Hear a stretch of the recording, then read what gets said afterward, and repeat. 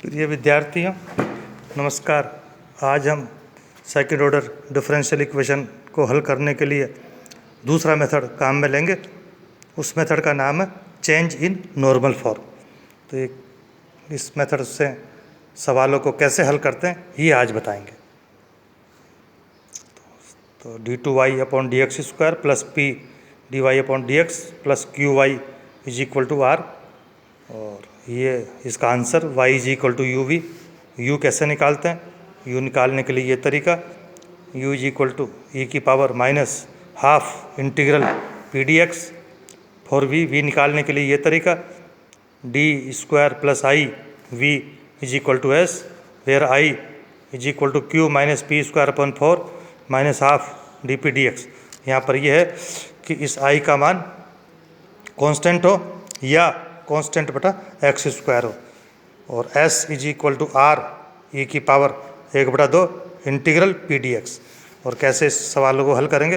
तो पहला एग्जाम्पल, ये सवाल x² d2y/dx² minus 2x² plus x dy/dx plus x² plus 2x plus 2y is equal to 0। तो सबसे पहले इसको स्टैंडर्ड फॉर्म में चेंज करने के लिए d2y/dx² का कोफिशिएंट 1, तो x² का भाग लगा देंगे और वी गेट दिस। तो ये p का मान और ये q का मान, r का मान 0। तो p is equal to this, q is equal to this and r is equal to 0, क्योंकि राइट में 0 है इसलिए r इज इक्वल टू 0। तो सबसे पहले फॉर u निकालने के लिए e की power half integral p D x, तो ये p का मान रख दिया, इसको इंटीग्रल कर लिया, 1 का इंटीग्रल x और 1/x का log x, इनको अलग अलग कर लिया। तो दिस इज आवर u का मान, e की पावर x इंटू एक्स।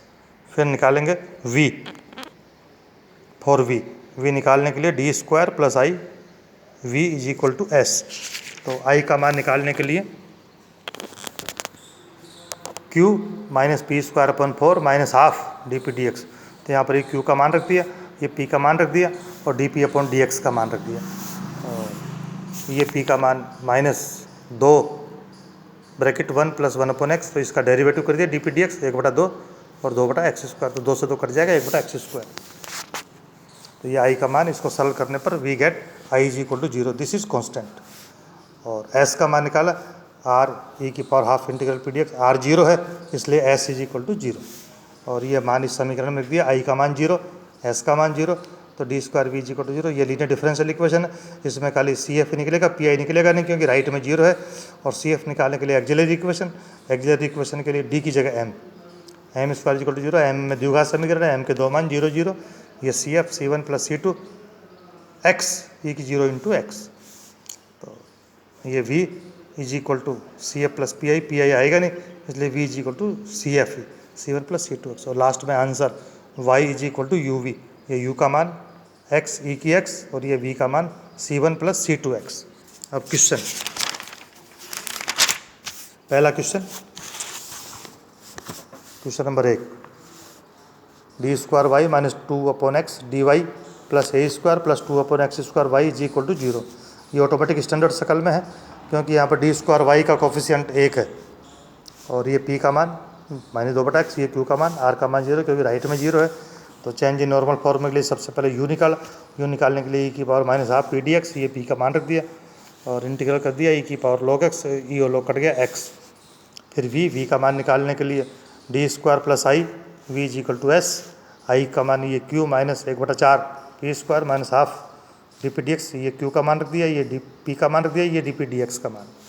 और इसको सिंप्लीफाई करने पर i is equal to a² which is constant और s is equal to r into this, तो r का मान 0 है इसलिए s का मान 0। और ये वही डिफरेंशियल इक्वेशन, इसमें i का मान लिख दिया a², s का 0, इसकी वही CF निकलेगा, खाली एक्सिलरी इक्वेशन। तो d की जगह m² plus a² is equal to 0, m का मान प्लस माइनस आइट है, तो CF is equal to C1 cos ax plus C2 sin ax। और यहाँ v इज इक्वल टू ये आ गया और लास्ट में y is equal to you V, तो u का मान x और ये v का मान C1 cos x plus C2 sin x, this is our answer. Next सवाल, d² y minus 2 tan x dy plus 5y is equal to 0। तो ये भी स्टैंडर्ड शकल में, क्योंकि d2y का कोफिशिएंट 1 है, तो p का मान -2 tan x, q का मान 5, r का मान 0। और u निकालने के लिए वही formula, u is equal to ई की power minus half P D X, ये पी का मान रख दिया। और tan x का इंटीग्रल जानते हैं log sec x होता है, ये और log कट जाएगा तो u is equal to sec x। और फिर v का v निकालने के लिए D square plus I v is equal to S, I का मान q minus 1/4 P square minus half D P D X, ये q का मान रख दिया, ये p का मान रख दिया, ये डी पी डी एक्स का मान रख दिया। और इसको सिंप्लीफाई करने पर we get i is equal to 6। फिर s का मान निकाला r इंटू ई की power half P D x, लेकिन r 0 है इसलिए s 0, और ये फार्मूले में रख दिया i की जगह 6 और s की जगह 0। तो उसमें भी खाली सी एफ निकलेगा। सी एफ निकालने के लिए वो एक्सिलरी इक्वेशन d की जगह m square plus 6 is equal to 0, m is equal to -6 plus minus root 6 आएगा। तो C F is equal to C1 cos root 6x plus C2 sine root 6x, और v is equal to C F plus P I है नहीं इसलिए C F ही आ जाएगा। और last में answer y is equal to you we, ये u का मान sec x और ये v का मान, दिस इज आवर आंसर।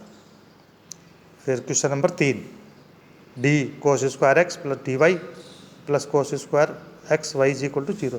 तो इसको ये डेरिवेटिव कर दिया u इंटू वी से। तो सबसे पहले cos स्क्वायर 2x का minus sine 2x D Y D X ऐसे कैसे, फिर दोबारा cos स्क्वायर x ऐसे कैसे, डी वाई डी एक्स का D two Y upon D X square, cos square y यूँ का यूँ। तो सबसे पहले इसको स्टैंडर्ड शक्ल में बदला, स्टैंडर्ड शक्ल में बदलने के लिए D two Y upon D X square का कोफिशिएंट 1 होना चाहिए, cos स्क्वायर का भाग लगा दिया तो वी गेट दिस। और यहाँ पर भी ये p का मान 2 tan x, q का मान 1 और r 0 क्योंकि राइट में 0 है।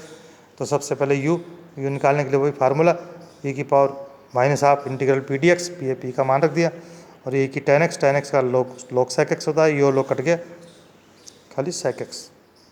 फॉर v निकालने के लिए फार्मूला अपना D square plus I we is equal to S, और आई इज इक्वल आई का ये formula q minus 1/4 P square minus half D P D x. तो इसमें ये मान पुट कर दिया, ये q का रख दिया, p का रख दिया, डी पी डी एक्स रख दिया, और उसको सिंप्लीफाई किया, we get i is equal to this constant.